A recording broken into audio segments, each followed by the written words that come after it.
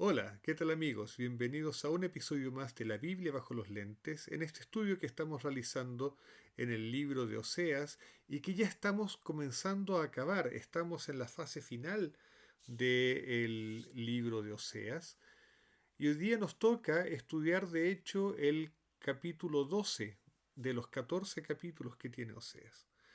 Entonces, sin más dilación, sin más introducciones, vamos al texto.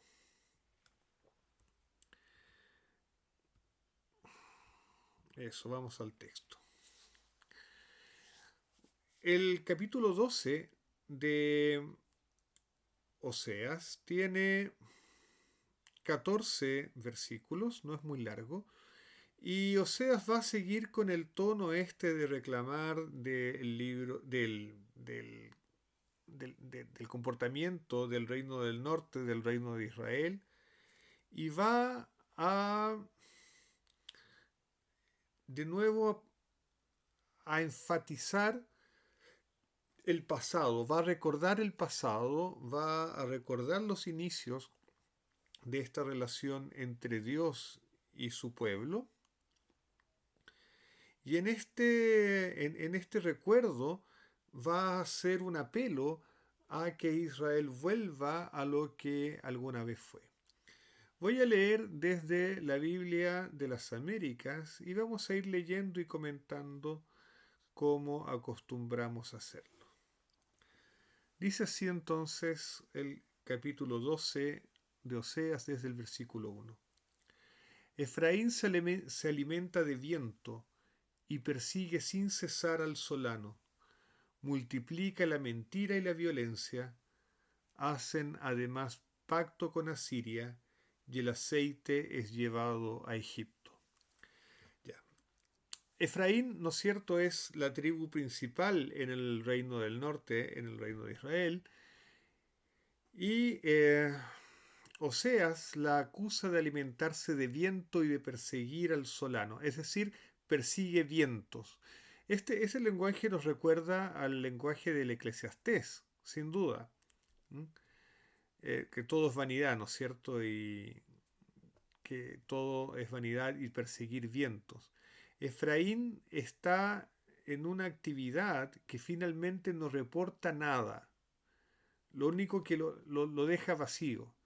¿En qué esta actividad está? Está en perseguir vientos, en alimentarse de vientos, el adorar a los ídolos, el haberse alejado de Dios para dedicarse a la adoración de los ídolos, es una actividad que no le va a reportar nada sino desgracias.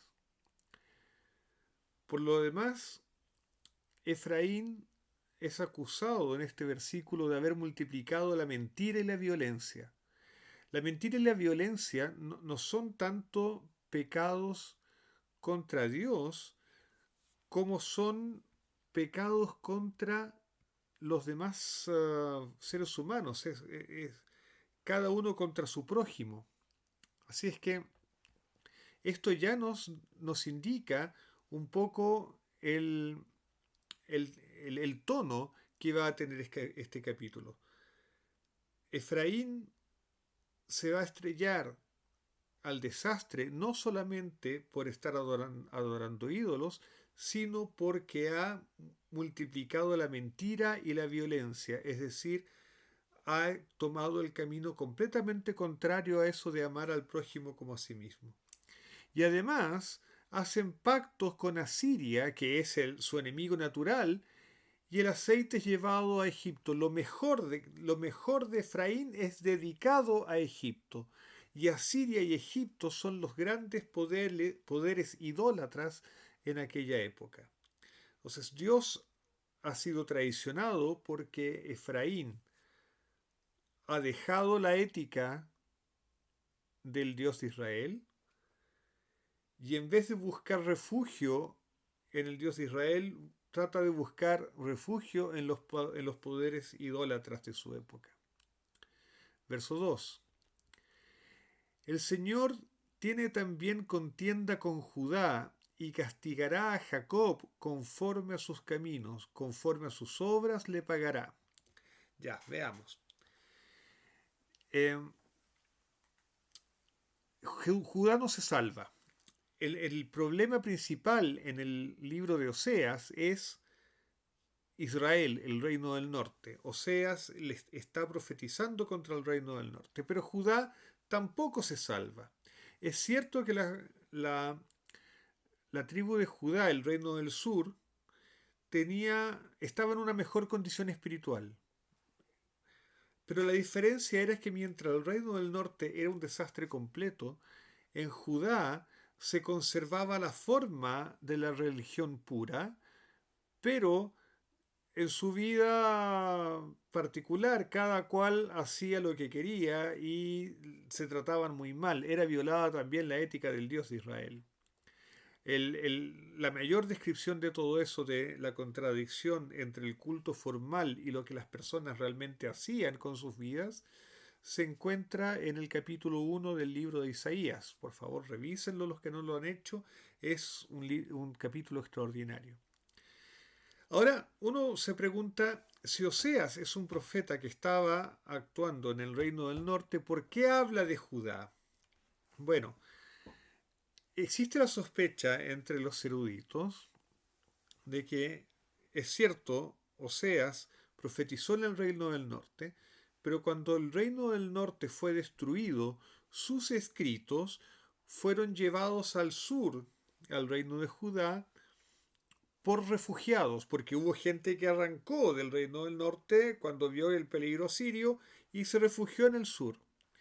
Y el libro de Oseas, tal como lo conocemos, fue redactado, fue compilado, fue editado a partir de los escritos de Oseas, pero fue puesto en conjunto por una mano del reino de Judá, por un editor del reino de Judá, que seguramente también introdujo algunos recaditos para el reino de Judá, para el reino del sur. El reino de Judá no, no está tan mal como el reino del norte, pero tampoco se va a escapar del castigo de Dios si sigue por el camino donde va. Así es que este es uno de los recados que hay en el libro de Oseas para el libro, para la tribu de Judá también.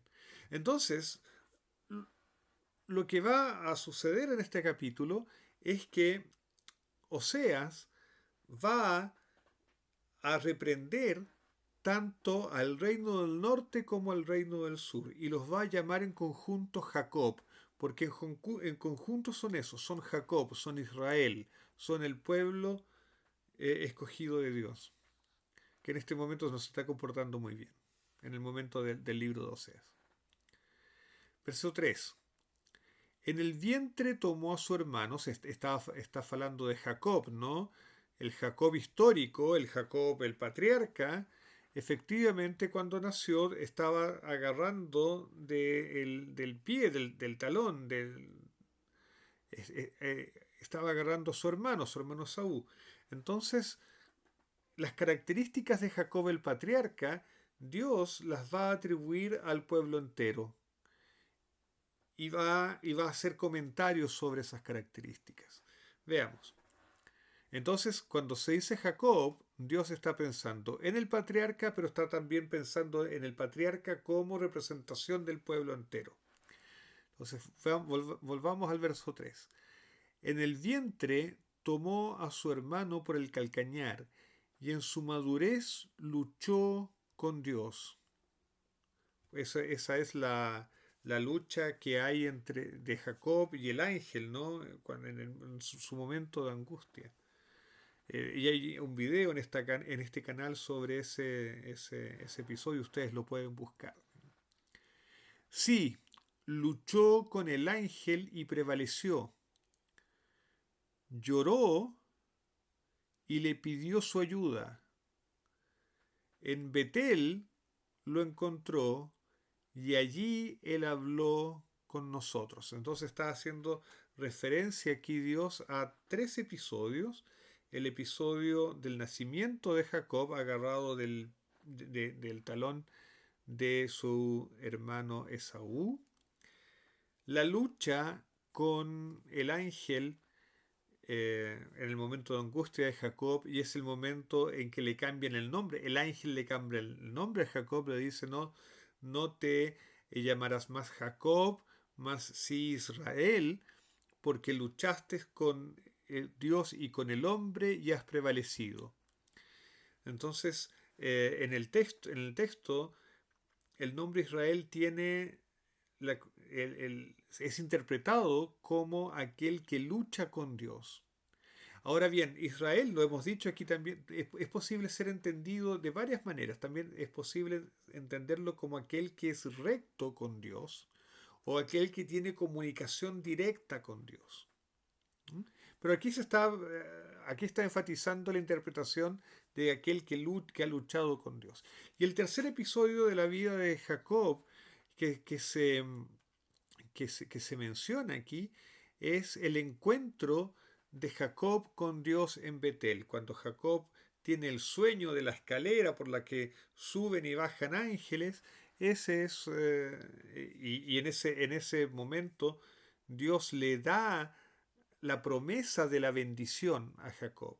Entonces son tres episodios marcantes de la vida de Jacob, que son también tres episodios que caracterizan a Israel en su conjunto. Israel como pueblo ha recibido la bendición y la revelación de Dios, también ha luchado con Dios y ha tenido estos momentos de conflicto con Dios, ¿no es cierto? En el desierto, por ejemplo. Es, son las características de Israel. Verso 5. Sí, el Señor, Dios de los ejércitos, el Señor es su nombre. Y tú, vuelve a tu Dios, practica la misericordia y la justicia y espera siempre en tu Dios. Aquí tenemos dos versos fabulosos. Dios acaba de describir a Jacob, a tanto el patriarca como a sus descendientes. Los acaba de describir. Y en el verso 5 dice, sí, ok, Jacob eres tú eres eso eres tú. Pero también es cierto que yo soy el Señor, y cuando dice el Señor, aquí la Biblia de las Américas está traduciendo o está señalando el nombre inefable de Dios, el tetragramatón, lo que a veces en castellano se pronuncia erróneamente como Jehová. Eh, Dice, sí, el Señor, Dios de los ejércitos. Dios, es el Señor de los ejércitos, es el Todopoderoso, es distinto de Jacob. Dios es distinto de los seres humanos. El Señor es su nombre. Sí, aquí hay una relación entre un pueblo y Dios, pero vamos a dejar las cosas claras. Los seres humanos y Dios son distintos. Dios no es un ser humano, lo dijo Dios en el libro de Oseas, unos capítulos antes, si no me equivoco, el capítulo anterior. Y por lo tanto, como son distintos, actúan de manera distinta. ¿Y qué dice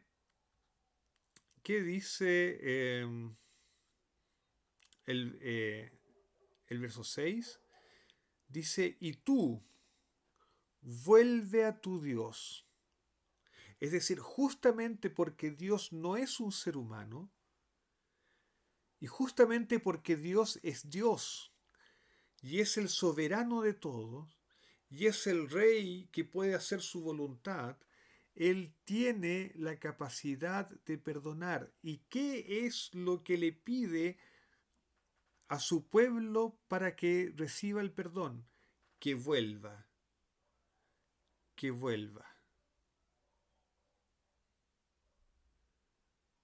vuelva, que vuelva a Dios. Si te has alejado de Dios, lo que Dios quiere es que tú regreses. Él está completamente dispuesto a recibirte. Dios estableció que siempre es posible regresar a Él. ¿Y cómo se vuelve a Dios? Bueno, vuelve a Dios y practica la misericordia y la justicia y espera siempre en tu Dios. el texto hebreo dice, la frase final es Vekave al Eloheja Tamit. Vekave tiene que ver con tener esperanza, es esperar en el sentido de tener esperanza.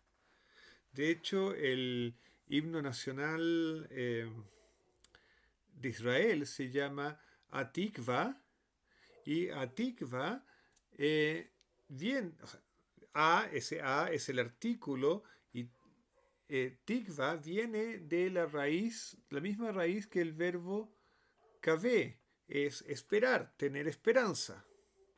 Esperanza. El himno de Israel se llama La Esperanza.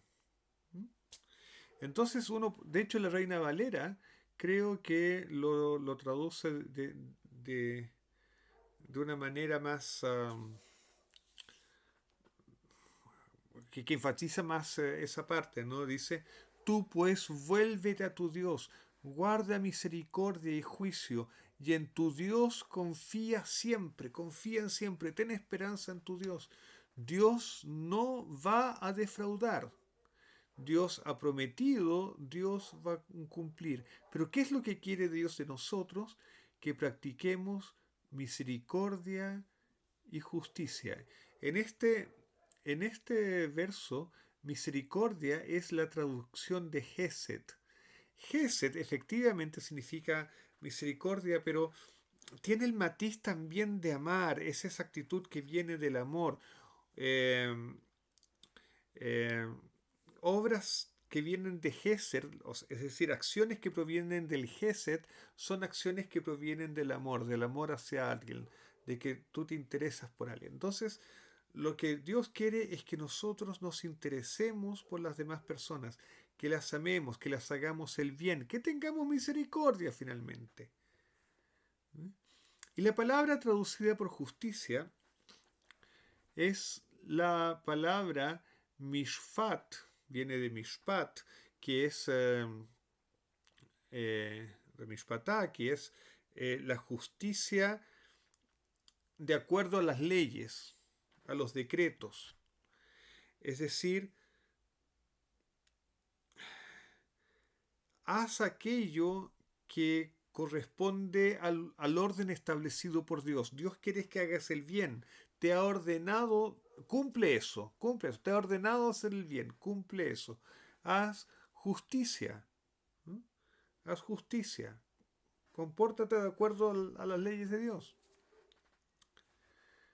Y ahora va a cambiar de tema. Como siempre, los capítulos en Oseas tienen dos mitades que hacen un contrapunto. Entonces, esta es la súplica, vuelve a Dios. ¿Y por qué Efraín tiene que volver a Dios? Versículo 7 en adelante va a ir respondiendo esto. A un mercader en cuyas manos hay balanzas falsas, le gusta oprimir.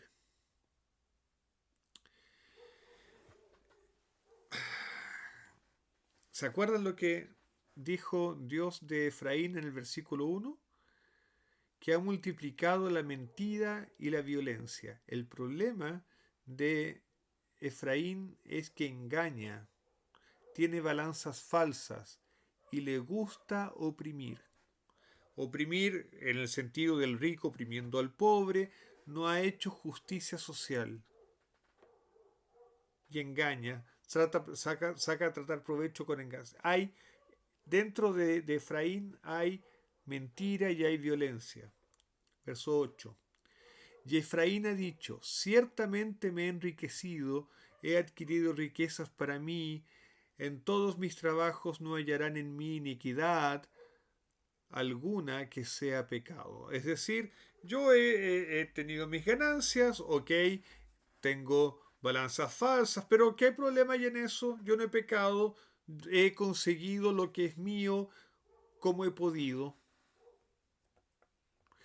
Efraín está justificando. En este verso, el profeta coloca en Efraín palabras de justificación. He adquirido riquezas para mí, y si he hecho algo bueno es porque tenía que hacerlo.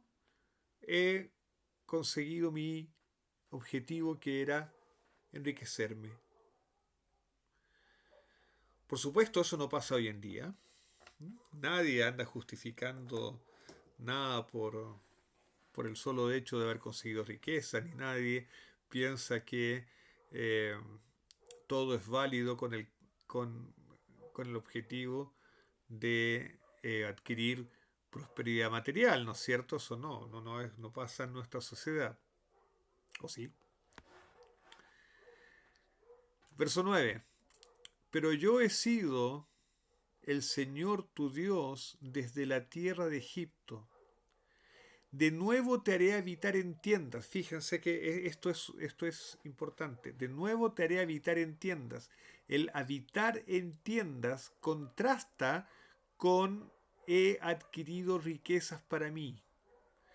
El que tiene riquezas no vive en tiendas, vive en palacio, en una mansión o en una casa buena, pero no vive en tiendas.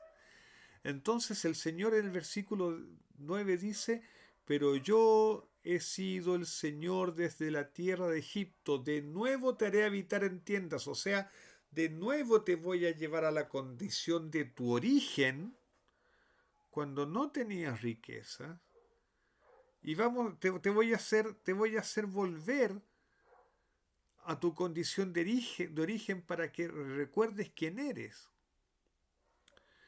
Te haré habitar en tiendas como en los días de la fiesta señalada. La fiesta señalada en este caso es la fiesta de Sukkot, las fiestas de las cabañas o los tabernáculos, que comienza 5 días después de Yom Kippur, del día de la expiación. Y durante 7 días los israelitas deben vivir en tiendas, en cabañas, ¿no? En lugares precarios. ¿Por qué? Justamente para no olvidar sus orígenes.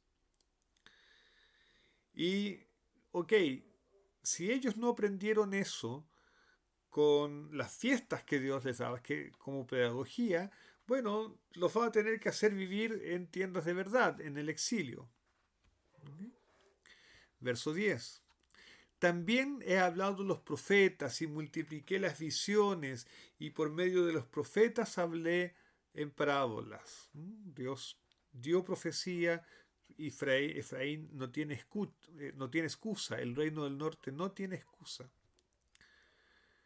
Hay iniquidad en Galaad, ciertamente son indignos. En Gilgal sacrifican toros. Sí, sus altares son como montones de piedras en los surcos del campo. Aquí eh, Dios está, o el profeta está criticando los centros de adoración en el reino del norte, en Israel, que se habían tornado indignos, se habían transformado en centros idólatras.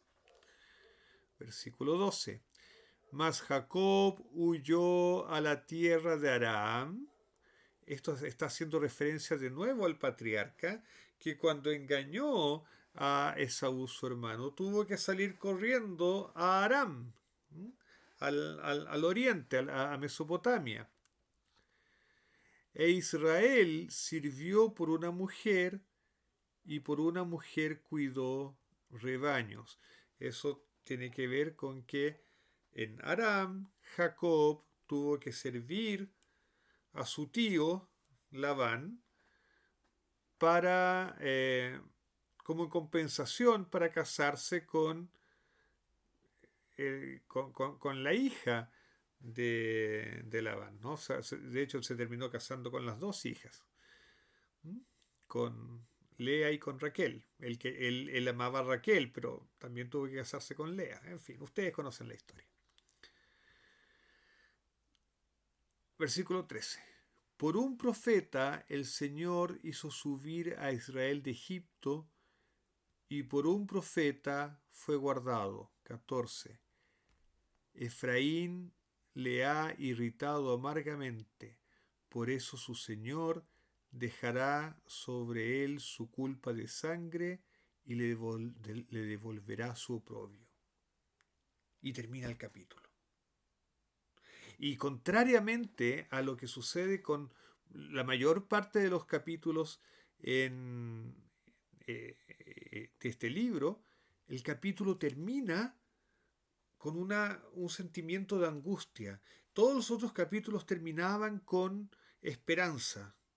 Aquí la esperanza en realidad está escondida en el versículo 6, en la mitad del capítulo. Ahí es donde está la esperanza, en que Dios le dice al pueblo que tiene que volver y que tenga esperanza en su Dios. Pero el capítulo termina con una cierta carga de angustia. Efraín ha irritado a Dios, a pesar de que Dios cuidó a su pueblo con Moisés, que lo sacó de Egipto, con los profetas que le dieron advertencia. Lo cuidó de la misma manera como cuidó al patriarca Jacob.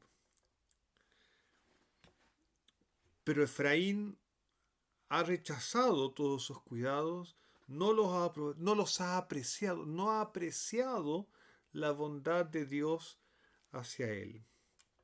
El capítulo siguiente, el capítulo que vamos a estudiar la próxima semana, también va a tener un tono dramático. Para terminar el libro, el capítulo 14, espero en 2 semanas más, con toda la dulzura de la palabra de Dios. Pero no nos adelantemos,